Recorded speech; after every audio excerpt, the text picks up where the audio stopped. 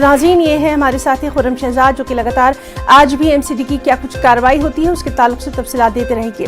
अब इस वक्त एक अहम खबर आपको दे दें, आंध्र प्रदेश काबीना से जुड़ी हुई।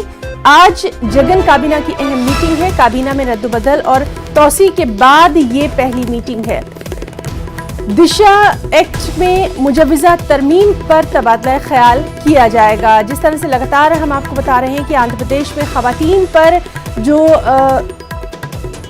तशद्दुद है, ख़वातीन पर जराइम के वाक़यात लगातार बढ़ते जा रहे हैं और इसी को लेकर बीजेपी के एक वफ़द ने वहाँ के गवर्नर से भी कल अहम मुलाकात की थी। इन तमाम चीज़ों को देखते हुए आज जो जगन कैबिनेट की अहम मीटिंग होने वाली है उसमें काफ़ी अहम मामला है दिशा एक्ट के ताल्लुक से, जिसमें मुजव्वज़ा तरमीम पर तबादला ख्याल किया जाएगा। सीधे रुख करेंगे हमारे नुमाइंदे इसाक का।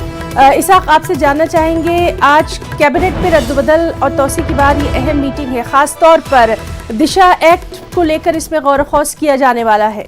हाँ है ना, देखा जाए तो पहली जो न्यू कैबिनेट की जो पहली मीटिंग है, इसमें जो मेन एजेंडा जो है ना वो दिशा को लेके है।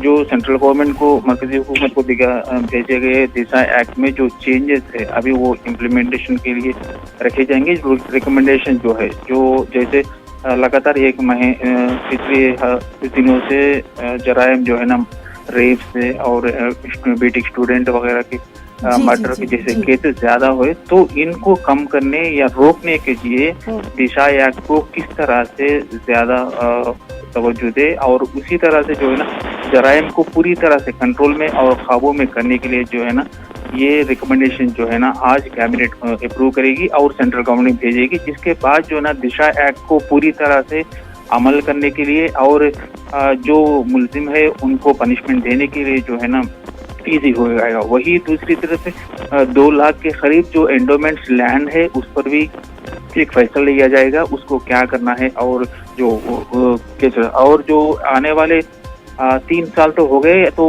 आने वाले 2 सालों में फलाही स्कीम जो वेलफेयर स्कीम है उसको किस तरह इम्प्लीमेंटेशन किया जाए और जो मैनिफेस्टो के लिए जो मैनिफेस्टो में रखे गए स्कीम से और जो वादे किए गए वो कितने तक अमल हुआ और जो है ना इस महीने से तो जो है काफी अहम माना जा रहा है इस मीटिंग को। बहुत बहुत शुक्रिया आपका अदा करना चाहेंगे तमाम तर तफसीलात के लिए।